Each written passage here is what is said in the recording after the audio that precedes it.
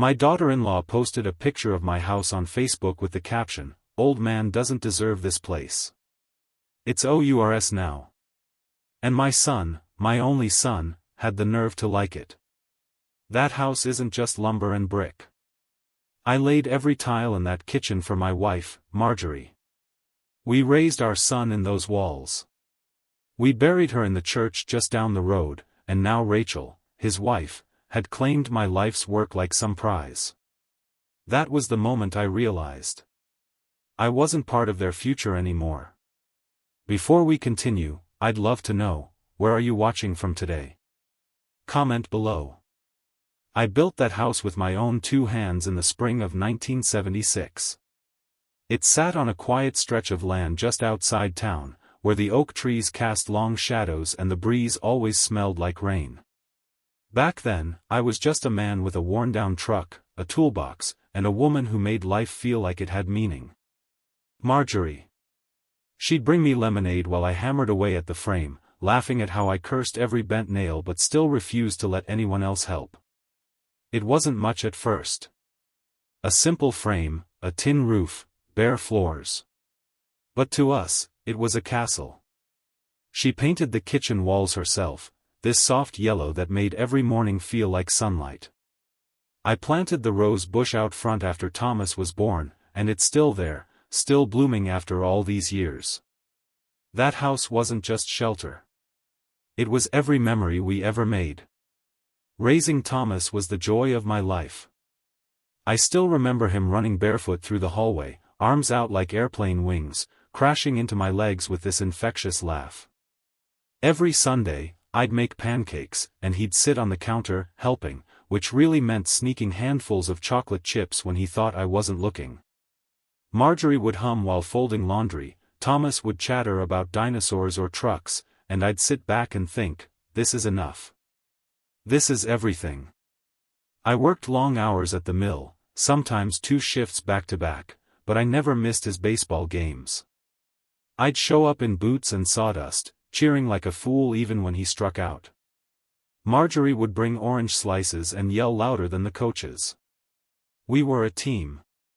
A small, simple team that built a life with routine and love. The house aged with us.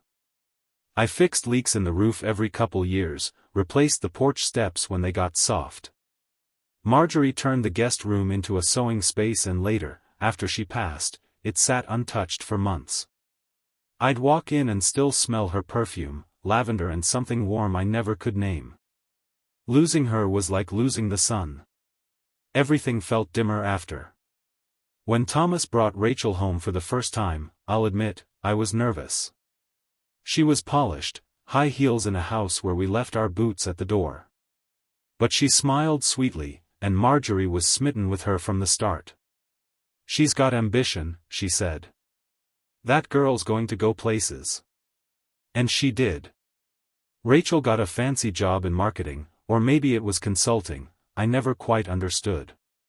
She started changing things right away when they visited. Brought scented candles, rearranged furniture, told me that accent walls were outdated. I didn't mind. I thought she just wanted to make it feel more like home. After Marjorie passed, the house got quiet. Thomas stopped visiting as much. Rachel said they were busy, that city life was overwhelming. I understood. I told them they didn't need to worry about me. I still cooked, still fixed things, still kept the rose bush alive. But the truth was, it wasn't the same. Without Marjorie, the house echoed. It was full of memories, yes, but they rattled around like ghosts. When Thomas called to say they wanted to visit more often, maybe even stay weekends, I was thrilled. I set up the guest room again, stocked the pantry with their favorites, even put fresh sheets on the bed Marjorie used to love. I thought, maybe this will bring the house back to life. And for a while, it did. Rachel smiled more, Thomas laughed like he used to. We played cards at night, grilled steaks on the back porch, even talked about grandkids. I dared to hope again, that this house might see a second generation grow up within its walls. But slowly, things began to shift. Rachel would make comments, small, offhand things that stung more than she realized. You could fit a whole office in this space. Why are these appliances so old? It's a miracle this place still has running water.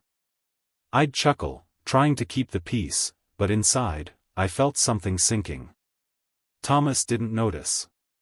Or maybe he did and chose to ignore it. He started taking calls during dinner, leaving early, staying glued to his phone when we were supposed to be catching up.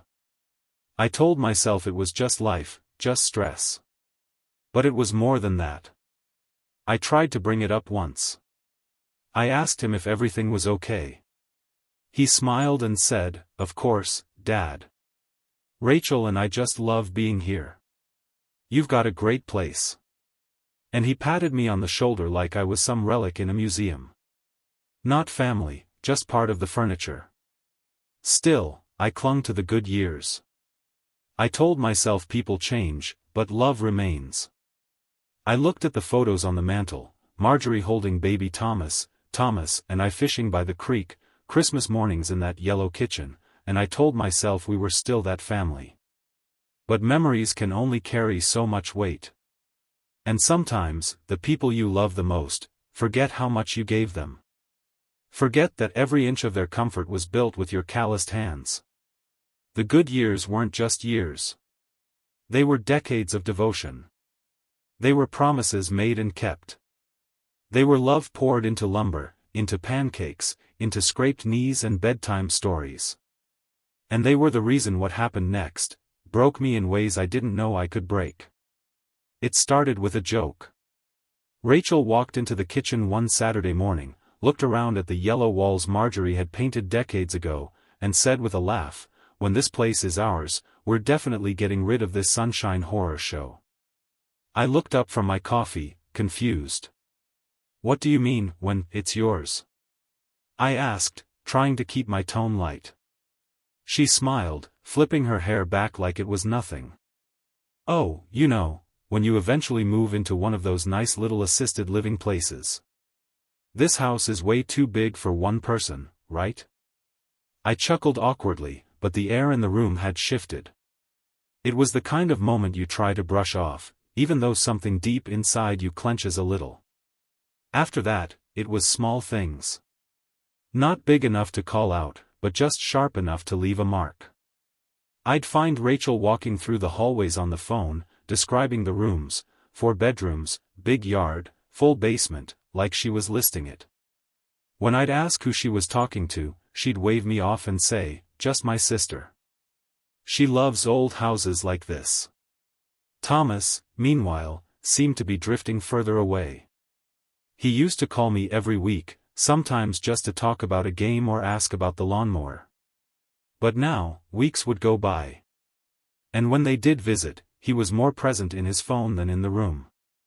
I started noticing how they treated the place, like it was already theirs. Rachel brought over throw pillows and replaced my curtains without asking. She moved Marjorie's teacups from their display shelf and filled it with novelty mugs. At dinner one night, I mentioned how I missed the old setup, and she laughed. "You'll get used to it.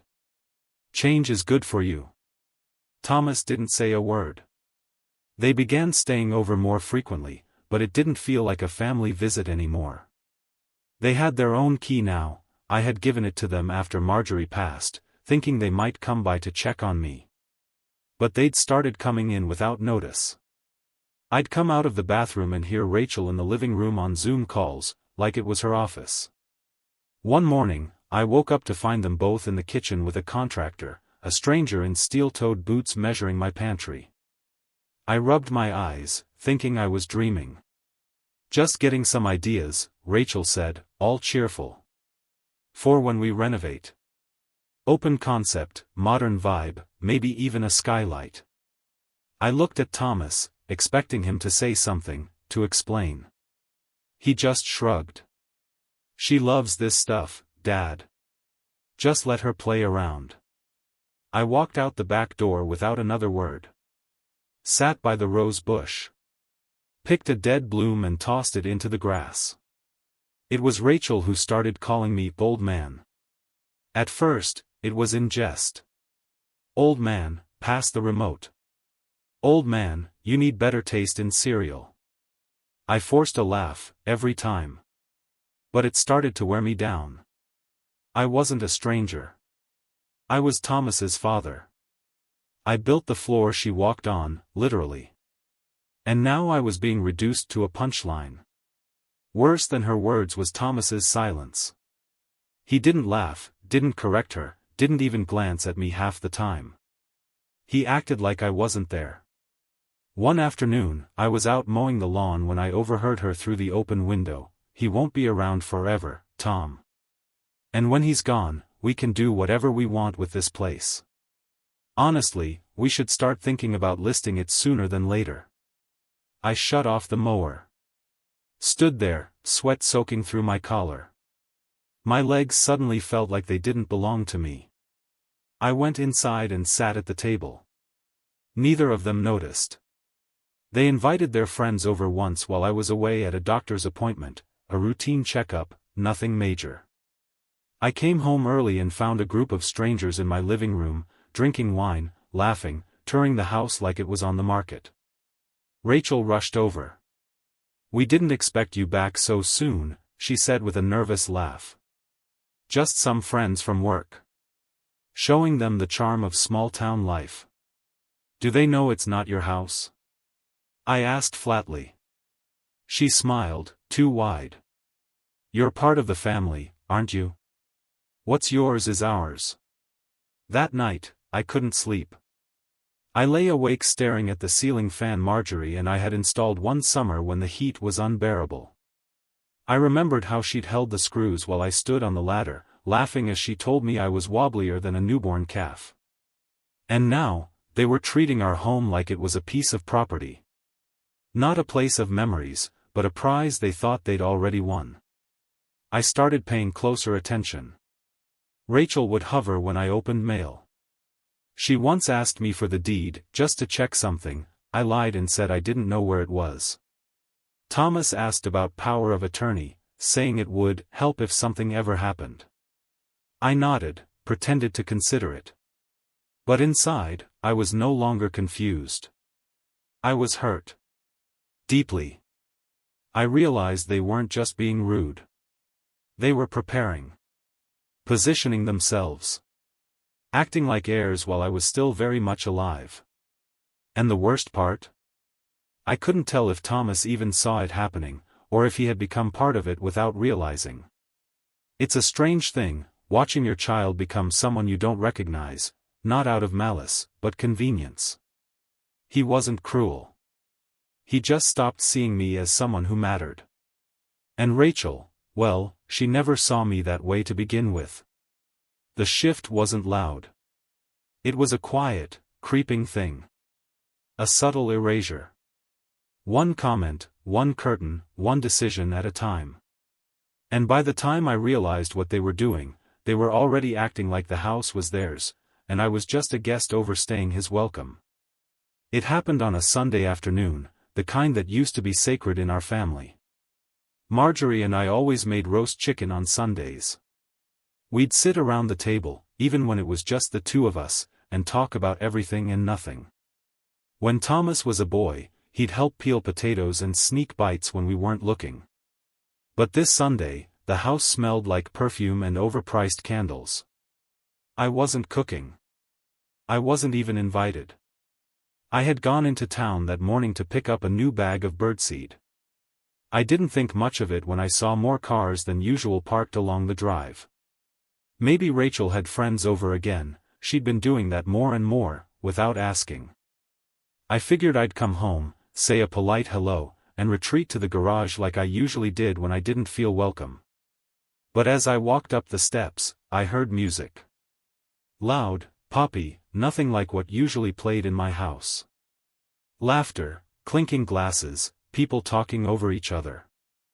I opened the door, and froze.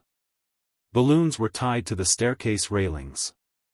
Streamers hung from the ceiling fan Marjorie and I installed together 30 summers ago. A "Happy Birthday, Rachel" banner stretched across the living room wall, right over the family photos. strangers filled my house. I saw a woman sitting in Marjorie's chair, laughing with her feet tucked under her like she owned the place. A man I didn't recognize was pouring himself a drink from my liquor cabinet. No one even noticed me standing in the doorway. Then I saw Thomas, in the kitchen, wearing one of my old aprons, flipping burgers on the stove. He looked up and smiled like nothing was wrong. "Hey, Dad. Didn't expect you back so soon," he said. "Why wouldn't you?" I asked, trying to keep my voice steady. "It's my house." Rachel appeared beside him, her cheeks flushed with wine. "Oh, we figured you'd be out all day. You usually are on Sundays." I looked around again. Not a single person had thought to tell me. Not a note. Not a call. Not even a text. "You threw a party in my house." Without asking, I said. "It's just a little get-together," Rachel said with a shrug, sipping from a wine glass. "You weren't using the space." I wanted to yell. I wanted to tell everyone to get out. But my voice felt stuck somewhere in my throat, like trying to shout through a dream. Then I noticed something that nearly stopped my heart. One of the guests, a woman in heels and too much perfume, was in my bedroom. She had the door open, looking through the bookshelf Marjorie built herself. Her fingers ran along the spines like she was browsing in a store. "Hey!" I snapped. "That's my bedroom." She blinked, startled, and looked toward the kitchen. Rachel said we could look around. "I'm just getting ideas for my renovation." For her renovation. I turned to Rachel, my hands trembling. "What exactly did you tell these people?" She waved her hand dismissively. "Just that we'd probably be taking over the house soon. It's not a big deal. They're just excited for us." "Taking over?" I repeated. "I'm not dead, Rachel." Thomas stepped in, hands up like he was calming a wild animal. "Dad, relax. It's just talk. No one's pushing you out." "You didn't even ask if I was okay with this," I said. "You've been distant lately," Rachel chimed in. "It's like you don't care about the house anymore. We're just trying to give it life again." I looked at my son. "My only son. And you're fine with this?" He hesitated. "Rachel's right. The place is too big for you. You've been tired." Tired. That word hit harder than any insult. "You know what's tiring?" I said quietly. "Watching your own child treat you like a burden. Letting strangers walk through your memories like they're picking out furniture." The room had gone quiet now. A few guests slipped away, sensing the tension. I could feel everyone's eyes on me, but no one said a word. Not one person came to my defense. Not even Thomas. That silence, that was the worst part. It wasn't the party. It wasn't even the strangers in my bedroom. It was standing in the middle of my home and realizing no one there saw me as the man who built it. I was just an old man in the way. I turned around and walked out. I sat by the rose bush, staring at the grass. The same patch where Thomas once played with toy trucks for hours. Where Marjorie used to sip her iced tea and hum softly under her breath. I sat there for a long time. Long enough for the music inside to fade. Long enough for the wind to pick up and carry the smell of cake and candles away. Later that evening, Thomas came out, holding a plate of food. "I saved you a slice," he said, sheepishly. "It's chocolate, your favorite." I didn't take it. "You crossed a line today," I said. My voice was calm, but something inside me had hardened. He sighed. "Rachel meant well." "No. She meant herself well. You just let her." He didn't respond. "I built this house for your mother," I continued. "With my own hands. Every inch of it has a story. And you let it become a showroom. It's just a house, Dad." I looked at him. really looked. If you believe that, then you don't deserve it. He walked away without another word. That night, I sat at the kitchen table alone. The banner still hung across the wall. Empty glasses and lipstick-stained napkins littered the counter. I took down the banner. I threw it in the trash. And for the first time since Marjorie passed, I started thinking about what this house would become, not after me, but because of me. Because I wasn't done yet. Not by a long shot. A few weeks passed after the birthday fiasco, and things got oddly quiet. Rachel and Thomas didn't visit for a bit, and I convinced myself maybe they'd finally understood. Maybe they realized how far they'd pushed me. I even told myself, foolishly, that we could move forward. That perhaps, if they apologized, if they truly apologized, I could forgive them. But it turns out, silence can mean something worse than distance. It can mean planning. One Thursday morning, I was pruning the rose bush out front when I heard tires on gravel. I peeked from the corner of the porch, expecting the mailman. Instead, it was Rachel's SUV. She parked like she owned the driveway, bold, fast, diagonal across the bricks I laid myself 30 years ago. I thought maybe she was just stopping by. Maybe even to apologize, though I should have known better. She didn't knock. I stayed outside, hidden just behind the bush, as she walked right through the front door.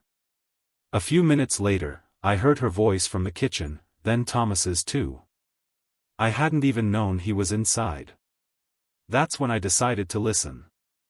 I crept toward the side of the house where the kitchen window was slightly ajar.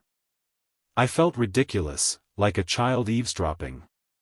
But something in my gut told me to do it. And I've learned in my old age, your gut doesn't lie. I spoke with the realtor again, Rachel was saying.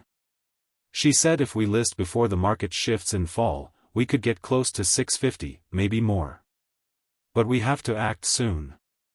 650? Thomas said. That's more than I thought. Exactly, Rachel replied. But it only works if we get the deed transferred. He's getting slower, Tom. You've seen it. He forgets things. There was a pause. Then Thomas said, I don't know.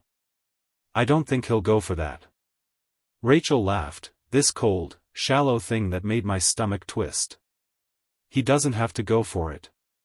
We just need him to trust you enough to sign over temporary ownership. You said he trusted you, right? Another silence. Tom, she continued, lowering her voice. We're drowning in rent. You're working overtime. I hate that apartment. This house is sitting here like a gift, and you're too sentimental to unwrap it. Do you want our kids to grow up in a shoebox or a place with a backyard? Our kids? Thomas asked. Rachel went quiet. Then she said, softly, I took a test yesterday. There it was. The hook. They weren't just planning to take the house, they were building a future on the assumption that it was already theirs. I stumbled back from the window, nearly falling over my own feet. My heart was pounding, not just from anger, but from the crushing realization that my own blood was plotting behind my back.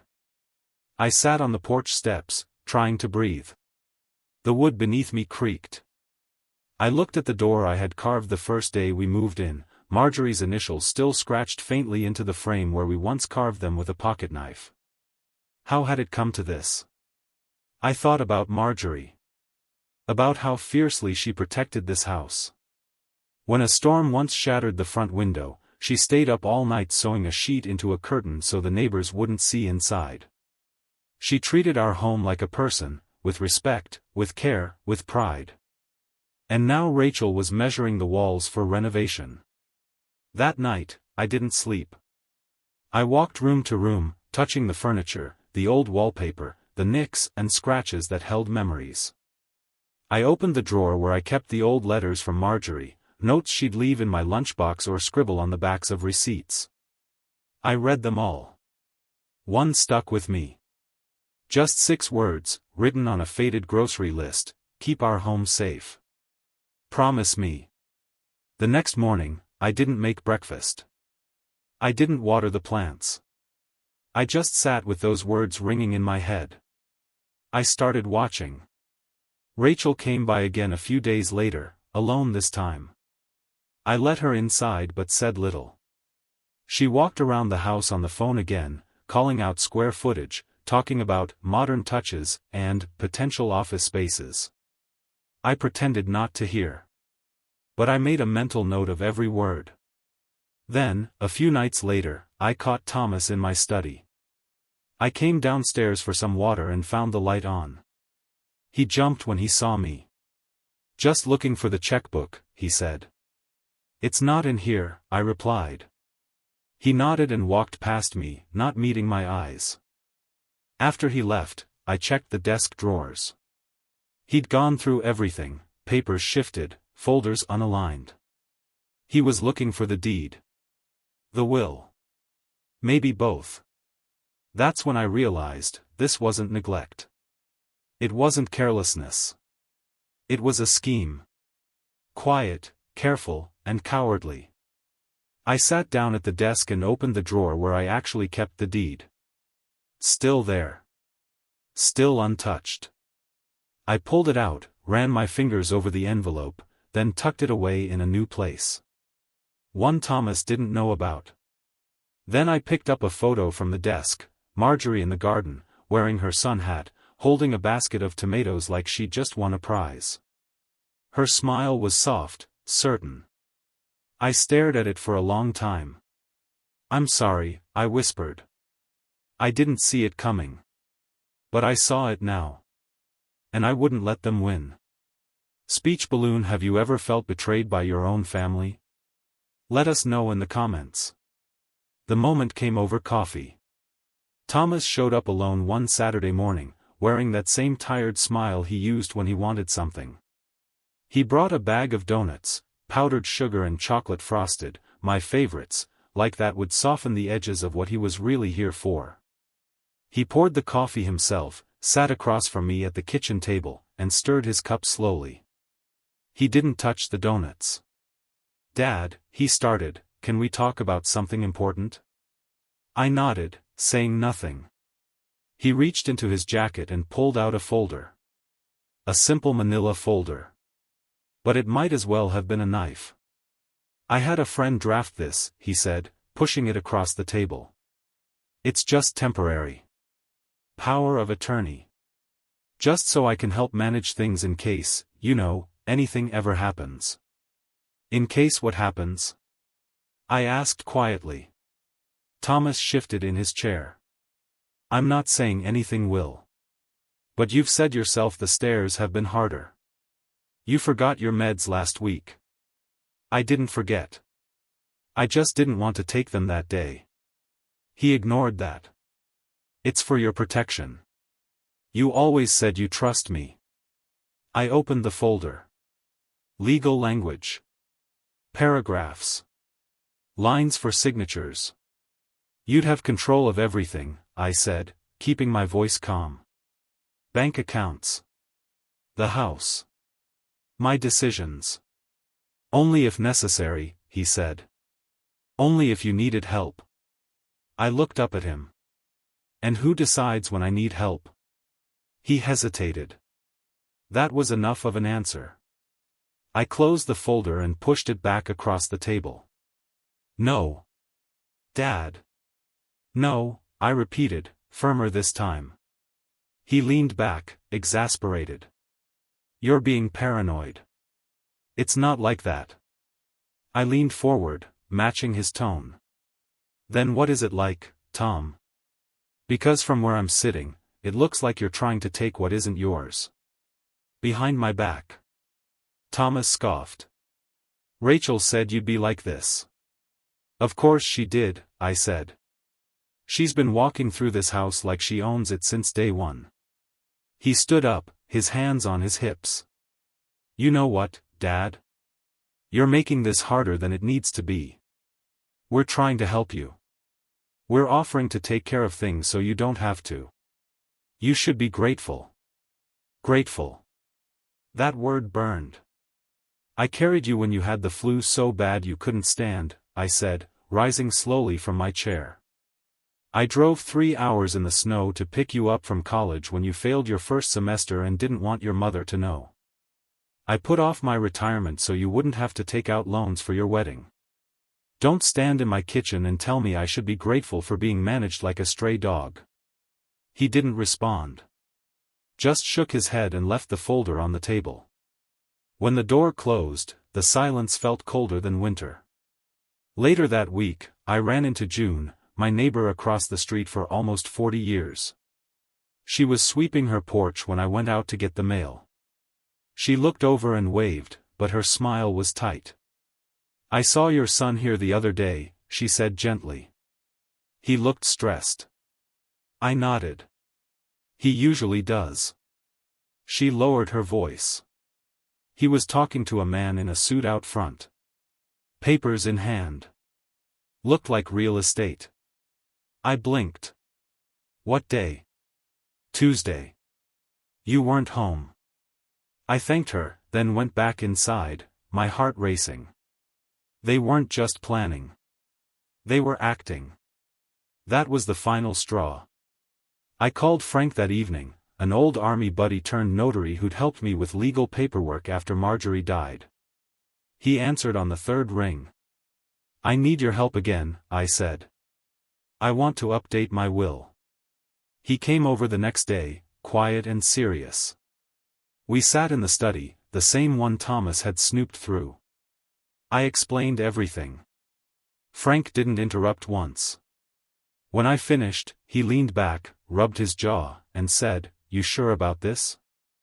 I nodded. I removed Thomas from the will entirely.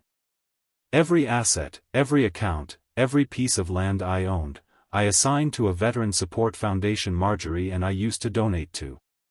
They built homes for struggling vets, many of whom reminded me of the young men I once served with. Men who knew loyalty.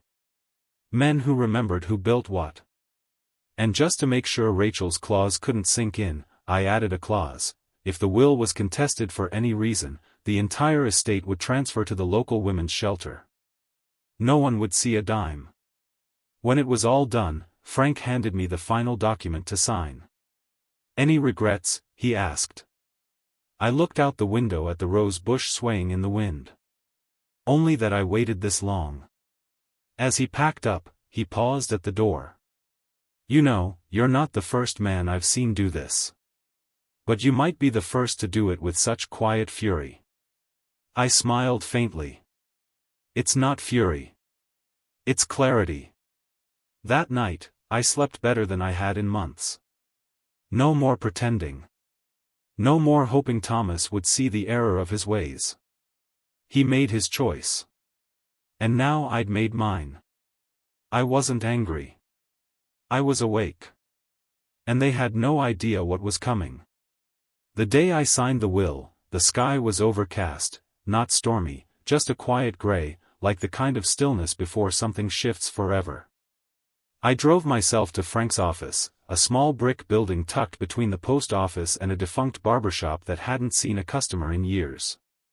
It was the kind of place no one noticed, which made it perfect for the kind of business I had. Frank greeted me with a nod and a firm handshake. He wasn't one for small talk, and neither was I. We both knew why I was there. I've got everything prepared, he said, pulling a thick stack of papers from a drawer. You just need to read and sign. I added that clause you asked for. Contest the will, and everything goes to the women's shelter. No wiggle room. Good, I said, settling into the chair across from him. I took my time reading through the pages. My name at the top. Thomas's name absent from the beneficiary list. No mention of Rachel anywhere. Instead, line after line of legal text transferring the entirety of my estate, the house, the land, the savings, the old truck, and even Marjorie's jewelry, to the foundation we'd supported since the early '80s. It felt like betrayal. And it felt like freedom. You okay? Frank asked, watching me carefully. I'm not sure, I admitted. But I know I'm doing the right thing. He nodded. That's usually the hardest part. I signed each page slowly, deliberately. My hand shook a little, but not from doubt. From the weight of it all, the years of sacrifice, the love I'd poured into that home, the silence I endured while my own son drifted away from the man I raised him to be.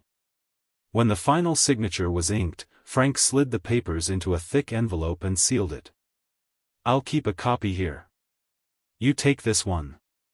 And remember, if anything changes, you can amend it any time. I nodded. This is final. We sat in silence for a moment. Then Frank cleared his throat. You know, he said, when my father passed, he left everything to my brother. Said I didn't need it because I made something of myself. It broke us apart. Never spoke again. I'm sorry. He shrugged. It's life. But what you're doing, it's not about revenge, is it? No, I said. It's about truth. I spent decades building a life for people who no longer see me as part of it. They want the house. The money. But they forgot about the man. Frank smiled faintly. Then let the paper speak for you. On the drive home, I didn't turn on the radio. I needed the silence. I watched the streets roll by, the old bakery where Marjorie used to get her lemon bars, the corner where Thomas scraped his knee learning to ride his bike, the church that still rang bells every Sunday even if no one listened anymore. When I got home, I placed the envelope in the safe I'd bolted into the floorboards of the bedroom closet, the same one Rachel would never find. Next to it, I placed a letter I had written the night before, addressed to Thomas. Just 6 sentences. Son. You were my greatest joy and my greatest heartbreak. This house was never about money. It was about memory, love, and loyalty.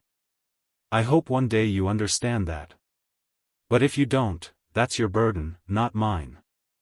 I locked the safe and closed the closet door. That evening, Rachel called. First time in weeks. Her voice was syrupy sweet. Hey, just checking in. Thomas said you've been quiet lately. Been busy, I replied. With what? Just taking care of things, I said. Making plans.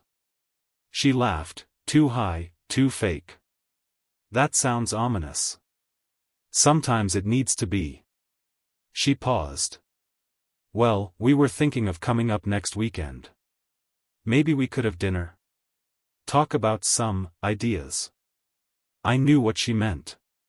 Renovation. Transfer papers.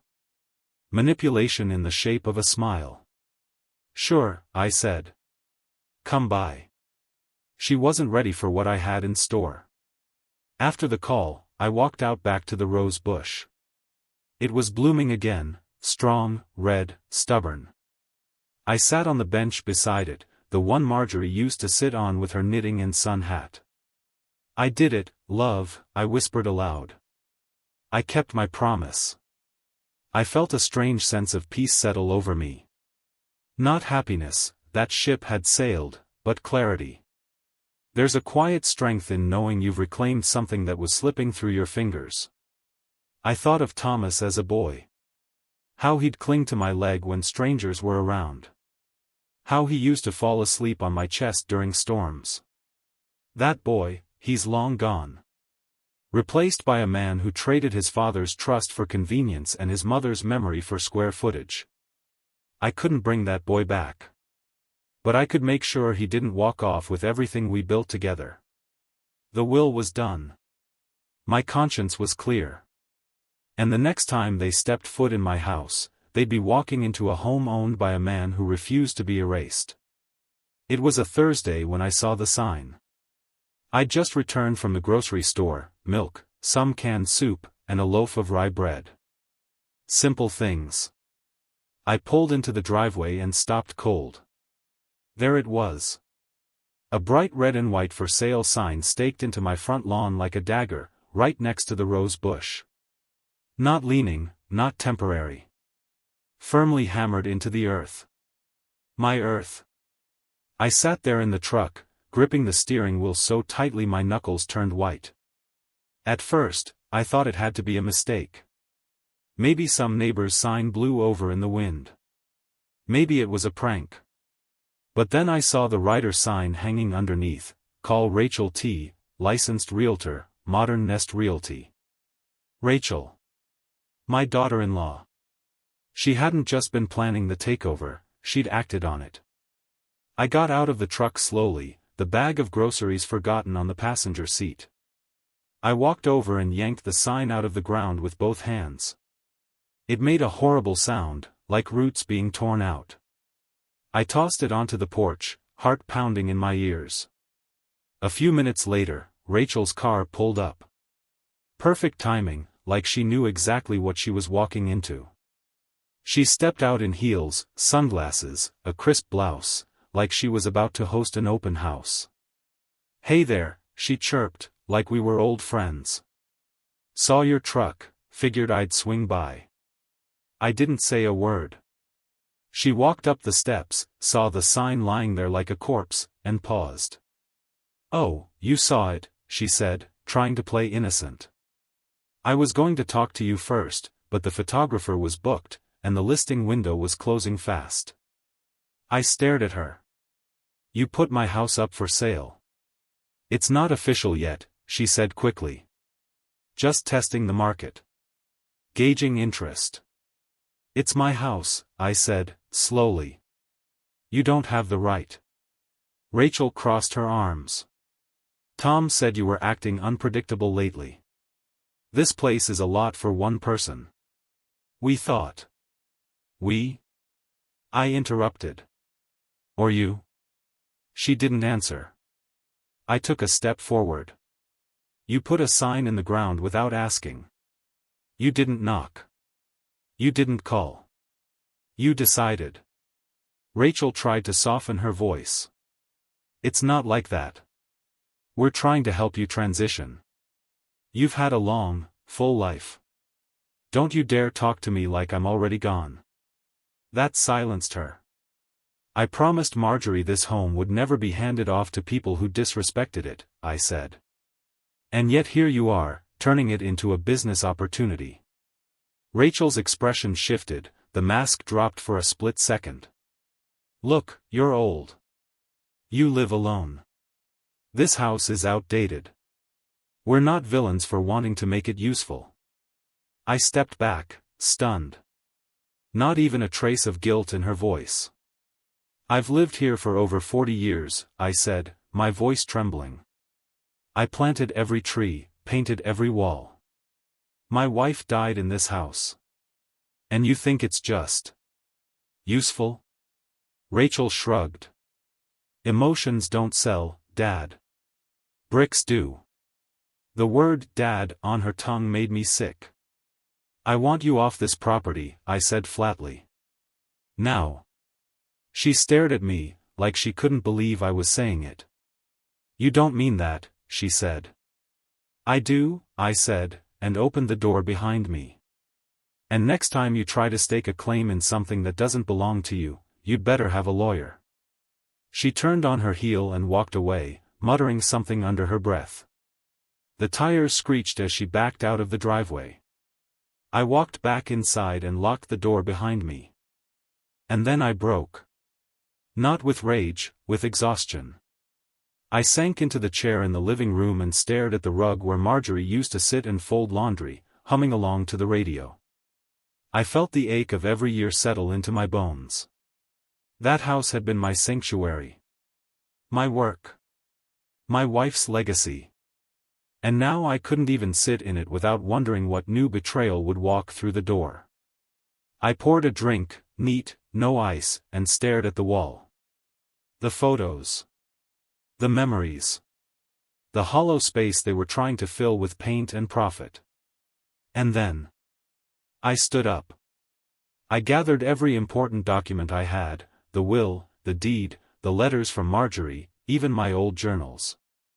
I packed them into a weathered leather satchel Marjorie had given me on our 25th anniversary.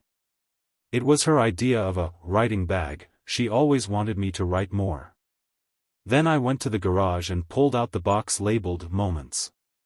Inside were old photos, little keepsakes, her wedding ring, everything that truly mattered. I didn't sleep that night. I stayed up making copies, writing a few more letters, going through each room one last time in my mind. Because I knew what I had to do. Rachel had thrown down her last card, thinking I was too feeble to respond. But she didn't know what I'd already done. She didn't know what I still had left in me. And she had no idea that the next time she tried to make a move, I'd be the one flipping the table. It happened at Thomas and Rachel's housewarming party. A cruel irony, considering the house they claimed as theirs wasn't the one they had just bought, it was still mine. But Rachel, ever the social strategist, had rented out a sleek modern space in town for a night, complete with catering, champagne, and a curated guest list of friends, co-workers, and curious acquaintances. The invitation had arrived in my mailbox in a crisp gold envelope, with the words, "To New Beginnings," printed on the front. I wasn't expected to come. That was clear. But I did. I wore my best jacket, the one Marjorie always said made me look like a proper gentleman. I arrived 15 minutes after the party started, when the music was already humming and laughter filled the air. People barely noticed as I walked in, just an old man with quiet steps and a leather satchel over one shoulder. The living room was full of people holding drinks they couldn't pronounce and talking about things they didn't really understand. I found Thomas near the fireplace, sipping wine and nodding along to some man in a blue suit discussing property investments. When he saw me, his smile faltered. "Dad," he said, walking over. "Didn't think you were coming." "Neither did you," I said. He glanced at the satchel. "What's that?" "Just some papers," I said. "Figured this was as good a place as any." He looked nervous. "Maybe we can talk later." "Now's fine," I said, loudly enough to hush the nearby conversation. Rachel turned from across the room, her glass of champagne half raised. Her smile froze when she saw me. "Good evening," I said to the crowd. "Sorry to interrupt." "I won't take long." The room stilled, not completely silent, but the kind of hush that comes when people sense something real is about to happen. "I want to share a quick story," I began, "about a house. Not this one, a different house. A home, really. Built in 1976. Every floorboard nailed by hand. Every corner touched by love." Rachel's eyes narrowed. "I raised a son in that house. I buried a wife there. And recently, I discovered that my son and his wife decided, without my knowledge, to start listing it, decorating it, even selling it behind my back." Gasps. Murmurs. Rachel stepped forward. "This isn't the place, Harold." "Oh, but it is," I said calmly. "Because you made your plans in public. So I'll reveal mine the same way." I opened the satchel and pulled out a stack of documents. "This," I said, holding up the deed, "is the proof that I still own that house." Rachel rolled her eyes.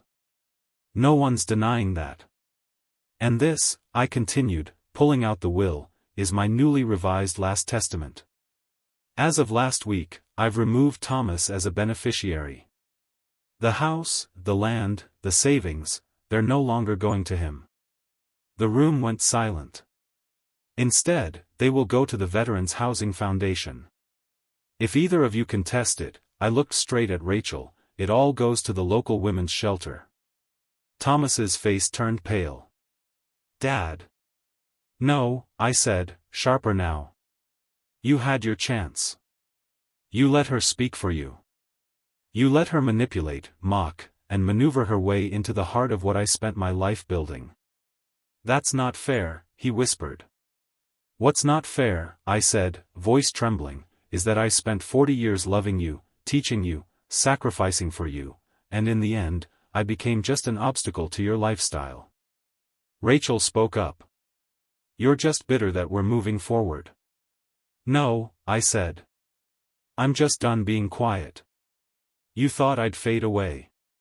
You thought I'd forget where I put my documents, my voice, my pride. I held up one last paper, a printed copy of Rachel's social media post. This, I said, was what started it all. Gasps again. The caption read in bold type. Old man doesn't deserve his house. It's ours now. Rachel looked like she'd seen a ghost. You posted this for laughs, I said. But you forgot that old men have long memories. And stronger hands than you think. I packed the papers away. I'm done with both of you, I said. No more visits. No more keys. No more second chances. I walked to the door. People parted like water, silent and stunned. Just before I stepped outside, I turned back. Oh, and don't worry about the sale sign. I threw it out. Then I walked out into the night air. Cool, crisp, free. Back at home, the quiet was soft again, not hollow. The house felt like it was breathing easy, like it had waited for me to stand up all along. I poured myself a drink and sat by the window, watching the lights flicker in the distance. I didn't feel triumphant. I felt tired. But it was the good kind of tired, the kind that comes when you've done what needed to be done. Brain, do you think the father made the right choice? Comment and don't forget to like and subscribe for more true life stories. The day after the party, the phone didn't ring. No texts. No voicemails. No passive-aggressive, just checking in messages from Rachel. And not a word from Thomas. I sat on the front porch with my morning coffee, watching the sun crawl across the yard like it always did, slowly and without apology. The silence wasn't just in the house. It was everywhere. That eerie kind that hangs in the air when something has truly ended. There was no storm, no explosion, just stillness. And in that stillness, there was peace. I thought I'd feel guilt. Thought I'd wake up with knots in my stomach, wondering if I'd gone too far, if maybe I should have softened the blow. But I didn't. I just felt clean. Like I'd finally exhaled after holding my breath for years. In town, people looked at me differently. At the grocery store, Mrs. Hennessy gave me a nod that lingered a little longer than usual. At the post office, the clerk, a young man who rarely said more than "next," asked how I was holding up. Word had traveled fast. That's how it works in a small town. You can't sneeze without 3 people asking if you've caught a cold. I imagine by now, half the community had heard about the confrontation. Maybe someone had recorded it. Maybe the story had already been twisted, painted as dramatic or bitter. But I didn't care. Let them talk. Let them wonder. Let Rachel explain why her father-in-law stood up in front of all her friends and read her words back to her like a courtroom sentence. Let Thomas sit in his quiet, modern house and think about what it means to lose something you thought was guaranteed. Because what they didn't understand, what they never understood, was that I wasn't protecting money or property. I was protecting memory. The soul of something sacred. Later that afternoon, I took a walk down to the river, the same one Thomas used to skip stones across when he was a boy. It was cooler than usual for late summer. The trees were beginning to hint at yellow. Change was coming. I stood there for a long time, just watching the water. I thought about Marjorie. How she used to bring a thermos of coffee and a blanket and sit beside me for hours while I fished. She never fished herself, said she didn't have the patience, but she liked the sound of the water and the way I hummed when I reeled in a catch. You always look so peaceful when you're here, she once said. Like the rest of the world goes quiet. Now, the world had gone quiet. And I realized something surprising, I wasn't lonely. Not really. Yes, the house echoed a little more without Thomas stopping by. But those visits had stopped being comforting a long time ago. They were performances. Checkmarks on his guilt list. The real Thomas, the boy who built birdhouses with me in the garage and cried when his goldfish died, he hadn't been around in years. And that's what grief is, I suppose. Not always about death. Sometimes it's about people who are still alive but have disappeared all the same. On my way back home, I saw June, my neighbor, out by her mailbox. "You gave them a real show, Harold," she said with a smirk. "I didn't mean for it to be a show." "No," she said, "but it was the kind of truth that needs an audience." We stood there in silence for a moment. "You did the right thing," she added. I nodded. "It doesn't feel good. But it feels necessary." She patted my arm gently. Necessary is more important than nice. Back at the house, I brewed a fresh pot of coffee and sat on the porch again. Around sunset, someone knocked on the screen door. It was Jake, a young man who used to mow my lawn when he was in high school. He'd gone off to serve in the military and came back a few years ago. Quiet kid, polite. Always wore clean boots and a tucked-in shirt. "Mr. Lewis," he said, shifting on his feet. "I heard about what happened." I raised an eyebrow. "That fast, huh?" He smiled. "Well, small towns. What can I do for you, Jake?" He hesitated. "I work with a group now, local vets trying to renovate old buildings into group homes. Heard you donated your property." I nodded. "That's right. I just wanted to say thank you. Places like that, they save lives." His voice cracked just slightly, and for the first time in a while, I felt something close to pride swell in my chest. Not the kind born from money or status, the kind born from doing right, even when it hurts. "Come by any time," I told him. "Marjorie always said this place needed more laughter." Jake nodded, eyes glistening. "I'll bring some." After he left, I sat in the living room and stared at the old photographs on the mantel. I didn't feel sad. I felt whole. I had done something hard. Something most people avoid their whole lives. I drew the line. I stood up. I said, "No more." Not with anger, not with violence, but with clarity and consequence. And in the days that followed, as the silence continued, I didn't fill it with noise. I let it be. Because sometimes, silence is the only thing loud enough to make people listen. The silence didn't last forever.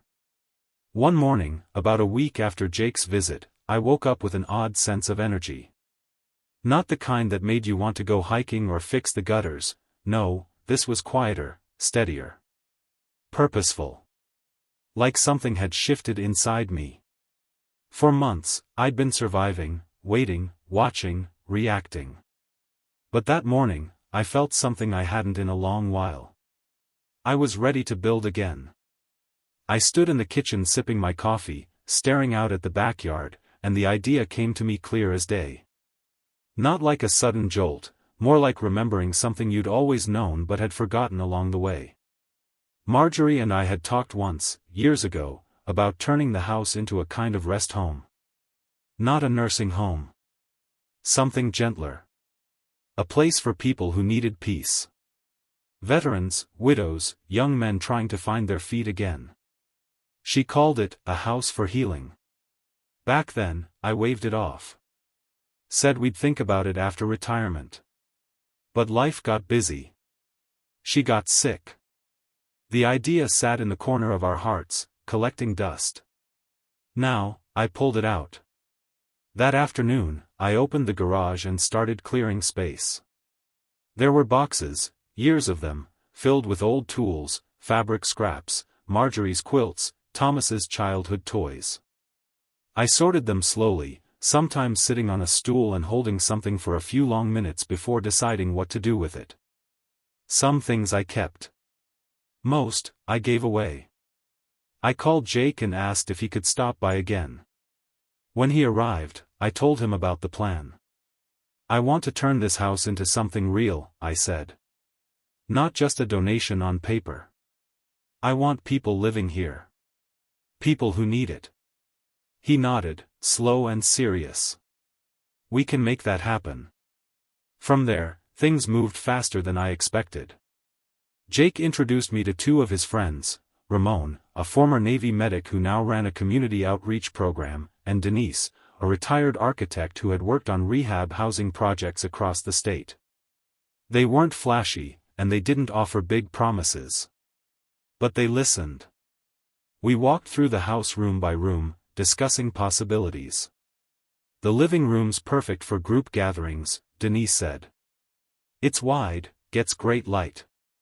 We can refinish the floors, maybe repaint. I hesitated at that. Not yellow, I said quietly. That color was Marjorie's. She smiled. Then we'll leave it. The guest room became the first renovation site. We painted, scrubbed, replaced windows. I found myself on my knees more than I thought these old bones could handle, sanding baseboards and staining cabinets. And yet, it felt good. My hands, once stiff with anger, were busy again, shaping something that would last beyond me. Word spread through the neighborhood. June came by with a tray of cookies and offered to help clean. A few college kids showed up on weekends to paint. Even the mailman dropped off extra paint rollers he had in his truck. People wanted to be part of it. Not out of pity, but out of respect. We didn't call it a shelter. We called it Marjorie's house. The sign wasn't fancy. Just a piece of reclaimed wood, carved with her name and hung by the porch railing. But when I stepped back and looked at it, something swelled in my chest that I couldn't quite name. It felt like coming home again. One evening, after a long day of hauling lumber and cleaning windows, I sat with Jake on the porch. We shared a couple of sodas, watched the sky shift from blue to orange. I never asked, he said. Why now? Why not just sell the house and move on? I looked at him, this young man who had seen more in his 20s than most see in a lifetime. Because for too long, I thought legacy was blood, I said. Turns out, it's what you leave in the world, not who you leave it to. He nodded, thoughtful. Rachel and Thomas won't take this well, will they? They already haven't, I said, half smiling. But that's not my concern anymore. I paused. This place, it was never about ownership. It was about belonging. And they stopped making it feel like home a long time ago. He looked out across the yard. Well, it feels like home now. We sat there for a long time, the crickets humming in the background, the porch light flickering on like it used to when Marjorie would forget to turn it off. I didn't miss the old routine, not really. I missed the meaning. And now, that meaning was coming back. Slowly, nail by nail. Conversation by conversation. Shared meals. Quiet moments. One morning, I found a small vase of fresh flowers on the porch, with a note that said, "Thank you for making space in this world." No signature. Just that. I left the flowers on Marjorie's windowsill. She would have liked that. The house was alive again. Not just as wood and walls, but as a place where people found their footing. A place where no one felt invisible. A place where I finally, felt proud not of what I'd protected, but of what I was creating. It started with a knock. A soft one. Not the kind that demanded attention, the kind that asked permission. I opened the door to find a young woman standing there, clutching a small box to her chest like it might break apart if she let go. Her eyes were familiar, in a way that made my breath catch before I could place her. "Hi," she said. "I'm Emily. Thomas's daughter. My granddaughter." I hadn't seen her since she was 12, a shy, bookish girl with braces and long hair who used to sneak into Marjorie's sewing room and run her fingers along the spools of thread like they were treasure. Now she was taller, maybe 19 or 20, with a quiet confidence that didn't come from Rachel, and a kindness that felt earned. "Hi, Emily," I said, voice thick. "You look just like your grandmother." She smiled, small, but real. That's what Mom says when she's angry. That made me chuckle. I stepped aside. Come on in. She walked through the door like someone returning to a place they were afraid had forgotten them. Her eyes moved slowly over the living room, the mantel, the old lamp with the cracked shade Marjorie refused to replace. She set the box down on the table gently, like it belonged there. I heard about what happened, she said. The will. The house. Everything. I nodded. She looked down. I don't blame you. That surprised me more than it should have. You don't? She shook her head. Dad, he hasn't been himself in years. I think he's scared of growing old. Scared of responsibility. And Mom, she's always been more focused on appearances than people. I waited. She wasn't done. I found the post, she admitted. The one she wrote. I saw the comments. It made me sick. And the worst part? Dad liked it. I asked him why, and he just said, it was a joke. She looked up at me. It wasn't a joke. No, I said softly. It wasn't. Emily reached into the box and pulled out an envelope. I found this in Mom's drawer, she said. It's from you. A letter you wrote to Dad. I took it, recognized the handwriting immediately. My own, shaky but deliberate. The letter I'd written after signing the will. The one I wasn't sure he'd ever read. I'm sorry she opened it, Emily added. But I wanted to bring it back to you. I nodded and set it aside. We sat quietly for a while, both of us unsure how to bridge the years. Then she said something that stuck with me, I always felt safe here. Her voice cracked on that last word. When I was little, she continued, Mom would complain about how outdated everything was. But I loved it. The smells. The warmth. You used to make me pancakes with chocolate chips.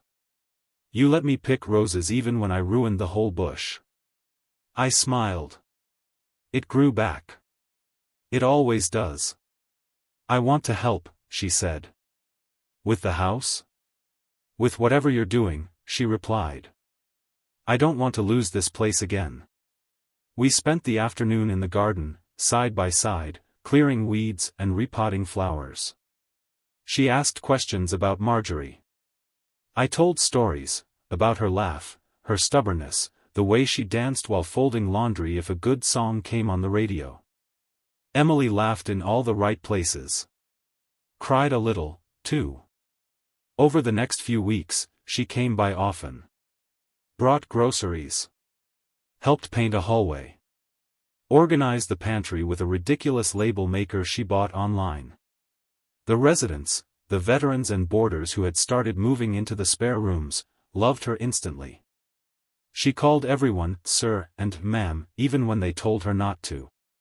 Ramon, the Navy medic, took to calling her Private Sunshine. She pretended to hate it, but I could tell it made her proud.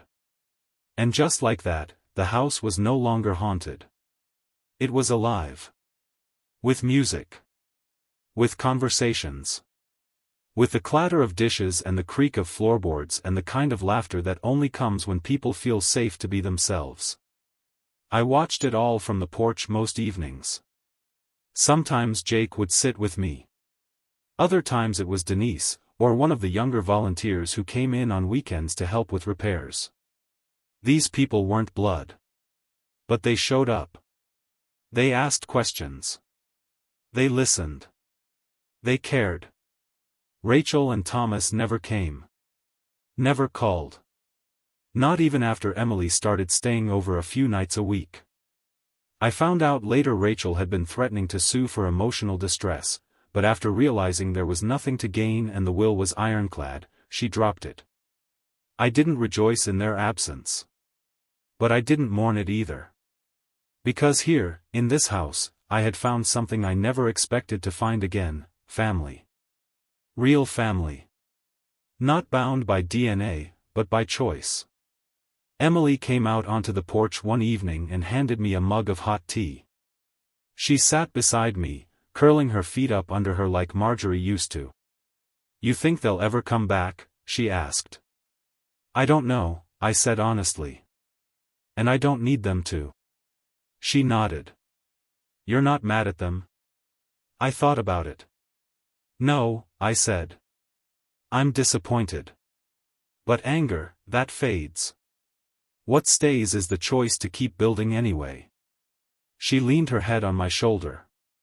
"You're a good man, Grandpa." I looked out at the rose bush, blooming again, stubborn and red in the fading light. "No," I said. "But I'm learning to be." And in the house behind us, someone laughed, loud and easy, the kind of laugh that fills rooms and hearts. The house was full again. And this time, it was with people who truly belonged. It was a Sunday afternoon when I saw the car pull into the driveway. Not Rachel's sleek SUV. Not Emily's dusty little coupe. This one was familiar, a dark gray sedan I hadn't seen in months, with a dent on the back bumper from when Thomas clipped the mailbox in high school. I stood on the porch, arms crossed, as the door opened and my son stepped out. He looked older. Not in the way people age with time, but the way people age when life gets heavier than they're used to carrying. His shirt was wrinkled, his hair longer than usual, his shoulders slumped like he hadn't stood tall in weeks. He walked slowly toward the porch. No briefcase. No folder. No fake smile. Just Thomas. I didn't say anything.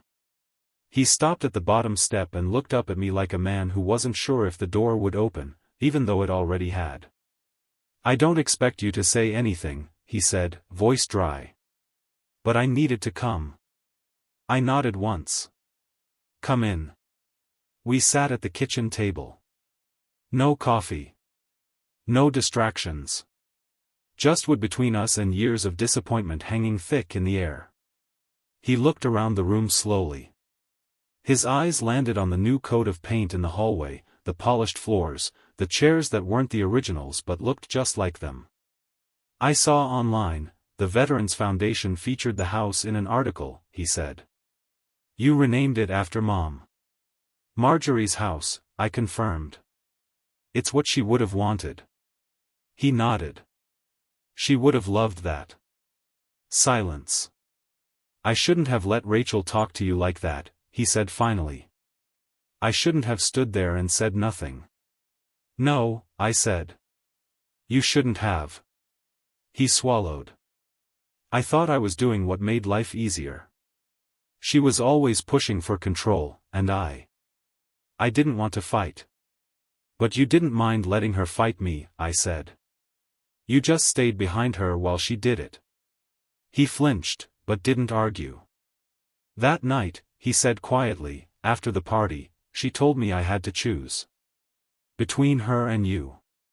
She said you were manipulating the will, trying to ruin our future. And?"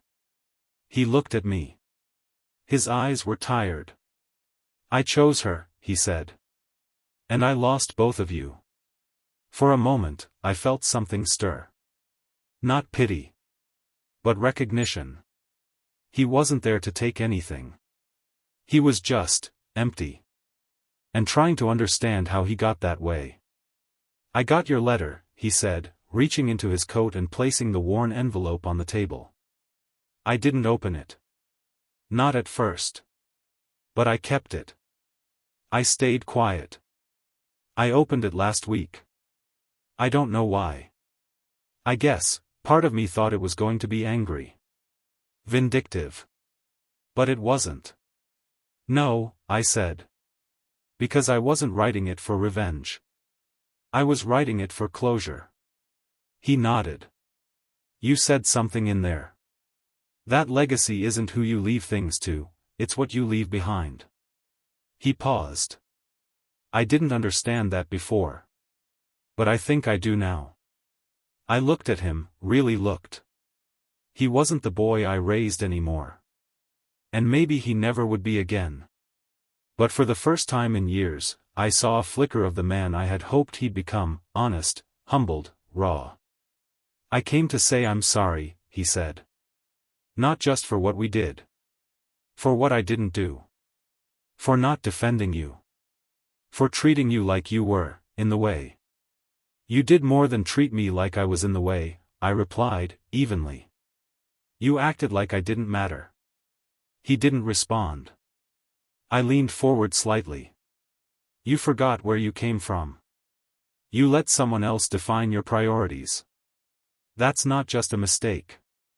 That's a decision." He looked down, eyes glistening. "I know," he whispered. "That's what I came to tell you." A long silence stretched between us. "I'm not asking for the house," he said. "I know what I lost." "That's good," I said. "Because it's not yours. And it never will be." He looked up at me then, not with expectation, but with acceptance. I just wanted you to know I remember her," he said. "Mom. I still dream about her sometimes." "So do I." Another pause. Then he stood up slowly. "I won't take more of your time," he said. "But, if you ever want help with anything, or if you ever want to talk. I've got people here now," I said. "Real family." He nodded, understanding. "Emily told me." "She's a good kid," I said.